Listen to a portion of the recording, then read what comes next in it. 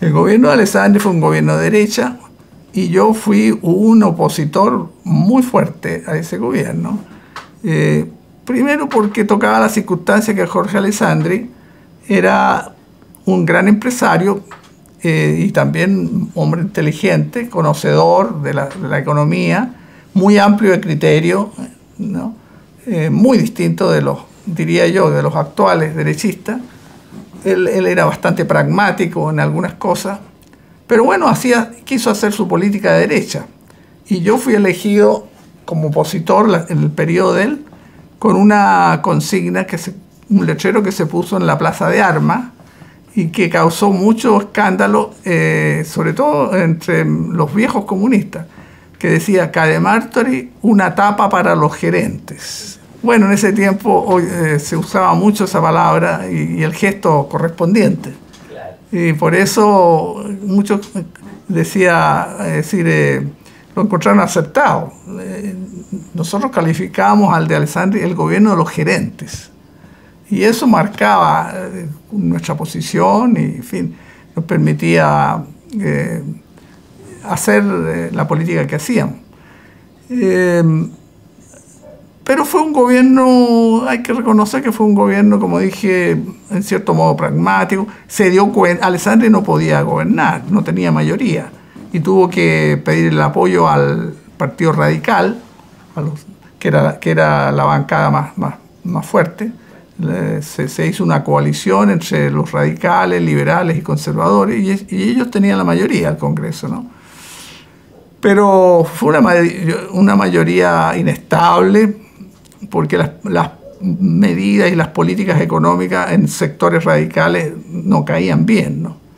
De manera que fue un gobierno que no pudo llevar a cabo lo que hubiera querido hacer por la tremenda oposición, además de una oposición social, sindical muy fuerte. Ya la CUT se había creado y estaba en la calle, los sindicatos, cada día aparecían nuevos sindicatos, de manera que pronto, digamos, cayó en crisis.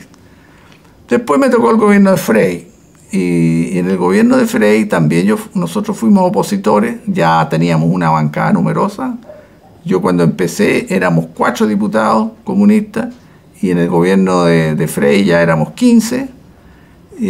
Habían aumentado los socialistas también, estábamos unidos en un pacto estratégico, hablábamos de la unidad socialista comunista, se formó el Frente de Acción Popular, el FRAP, y perdimos esa elección porque la derecha se dio cuenta que a 3 bandas iba a perder, y entonces apoyó al gobierno de Frei, cosa que no hizo el año 70, y se arrepintió y pasó lo que pasó. Pero el gobierno de Frei tenía otras características, prometía reformas, una revolución en libertad, y mandó muchos proyectos de ley que nosotros aprobamos.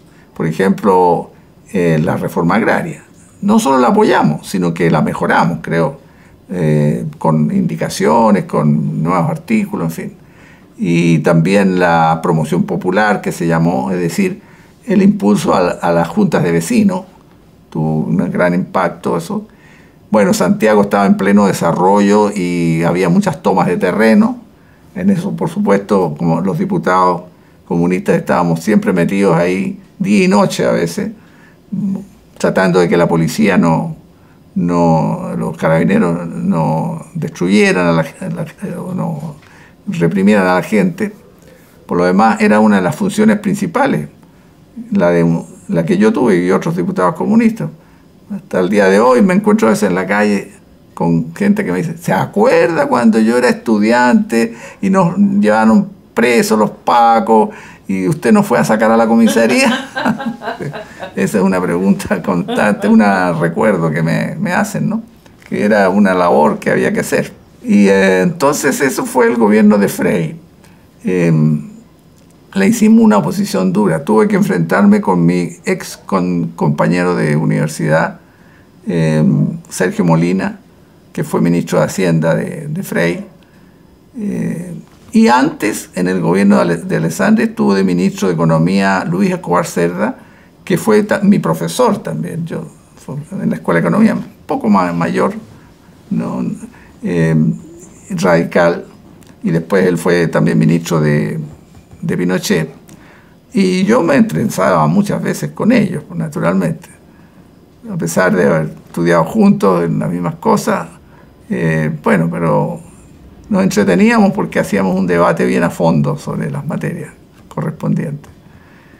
Ese fue el gobierno de Frei. Con Allende ya la cosa fue otra muy distinta.